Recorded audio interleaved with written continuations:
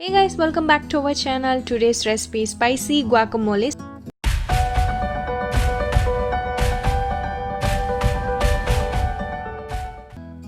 So I have taken one ripened avocado, slice it and remove the pits. Scoop it well.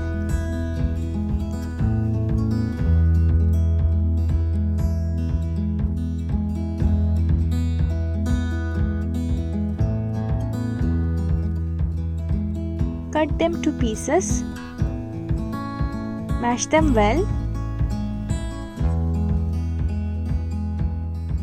Some salt to taste. Half cup onions.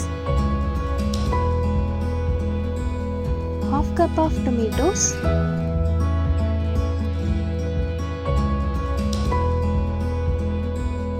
Add few crushed pepper. 1 tablespoon of lemon juice. Mix them well.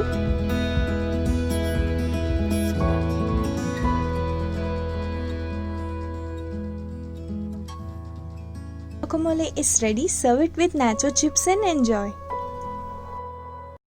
If you guys like this video, then please like, share, comment, subscribe, and don't forget to press the bell icon for instant notification.